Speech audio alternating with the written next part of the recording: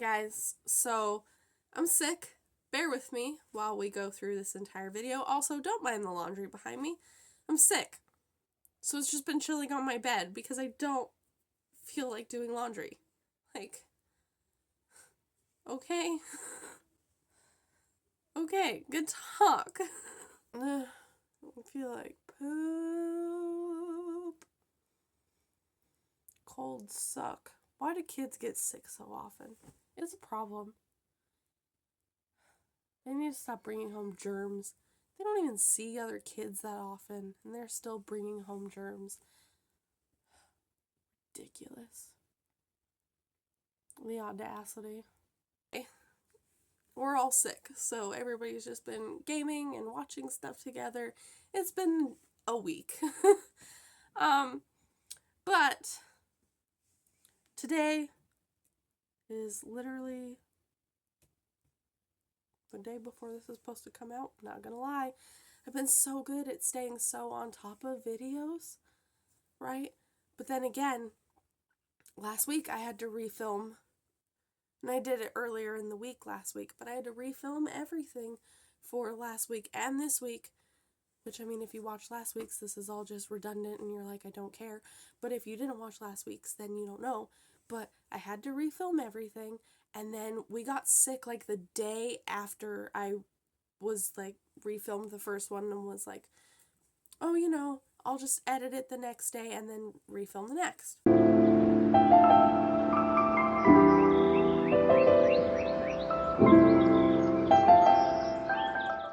I threw up. I had to take my sheets off, which means I also got my laundry started to be sorted out and stuff, just because I had to take my sheets off anyway, had to change my pajamas. And we're back to finish filming this. We're doing good over here, obviously. I also took a shower, obviously. You could tell.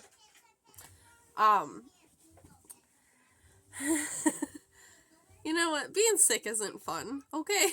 That's the moral of the story. I can't laugh. I need to stop laughing. It hurts. But this week, alongside being sick, filming in a secret for now location. You guys will figure it out when the time comes. But I need to talk about the therapy thing. So the way that it works with surrogacy is not only do you have to, you know, do physicals and like your uterus and everything needs to be checked out by a doctor, you also need to be evaluated mentally to make sure that like you're good to go, that there's nothing significant that could be, you know, exasperated with pregnancy or put you or the baby that you carry at risk throughout the pregnancy and stuff, right? Because there are certain mental things that being pregnant can exasperate and that can have further issues and complications because it's not your own pregnancy, especially, right? So they have to do that. Now, the main issue here is that requires therapists and psychologists, right? And there are many in that field that just aren't great, right? Like, I feel like anybody watching this video that has gone to therapy probably knows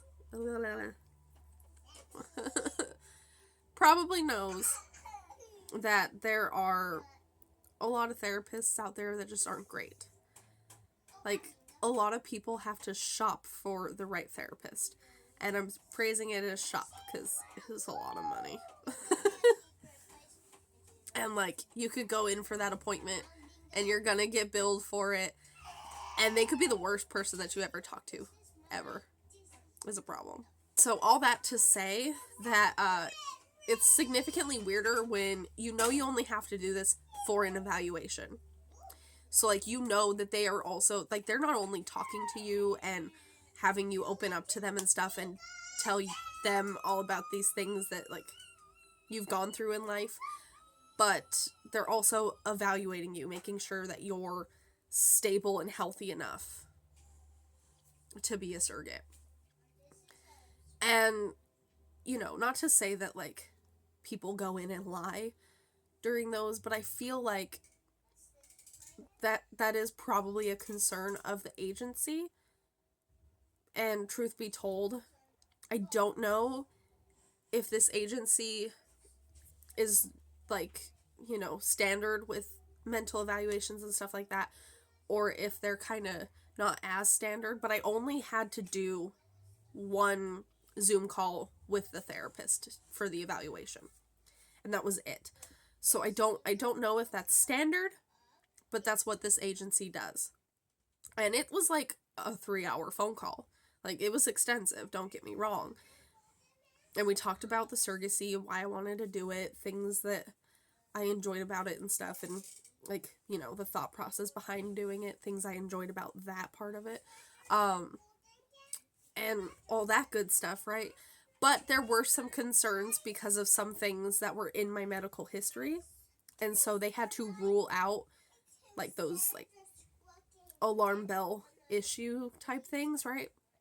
They had to rule all of those out, and that led to what ultimately was the most uncomfortable Zoom call of my life. Because I've been really lucky. Truthfully, I have been super lucky in my past with therapists and psychologists. Like, I've managed to find really great therapists almost every single time that I've ever talked to anybody. Even with my son's therapist, like, we saw one and it wasn't really a good fit, and then the second therapist that we went to, absolutely loved her. Like, she was fantastic. So, like, I do have that bias going into it, right? So most of our phone call went pretty good. And then we had to go into my past with their dad. And that was an adventure. I had to explain that I was in an abusive relationship, and that's why some of my medical history looks a very specific way. And there was this one moment when she asked, what about him I liked? Like, what attracted me to him? And I had to tell her. I met him when I was 15. Like, I wasn't, you know... Bear with me, it is now the morning before. I know that video cut off really awkwardly. Yeah, I was just way too sick. What, baby? Oh, no, yeah, almost. So now I have to finish it up as fast as I can to get this up. So basically, she was asking me why I was initially attracted to him, and I tried to explain at the age of 15, like most 15-year-olds, my reasons were stupid. I fell in love with him, and I stayed with him for a multitude of other reasons, and I explained those. And I said, but my initial attraction were these stupid, silly things, like him looking like a celebrity crush that I had, and him being somebody that I was told I wasn't allowed to like by my mother and his aunt. Like, we lived in the same house when I was the age of 15. We literally lived in the basement of his aunt's house. He, me, and my mom all lived down there, right? So, like,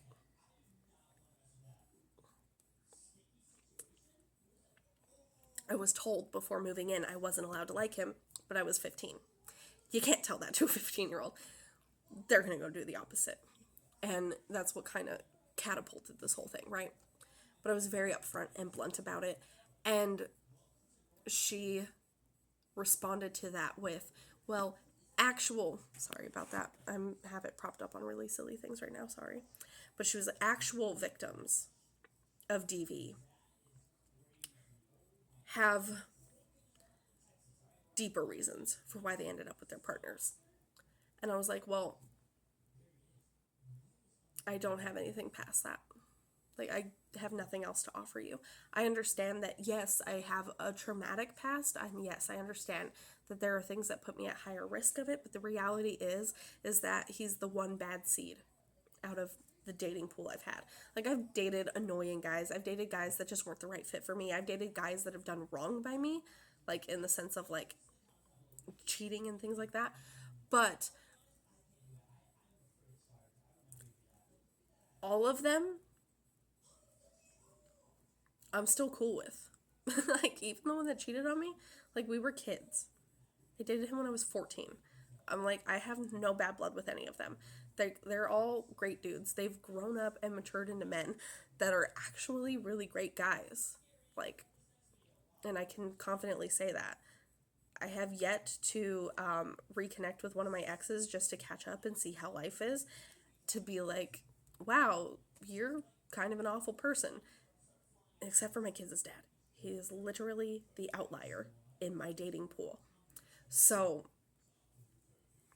I've never had this, like, pattern of choosing, like, abusive men.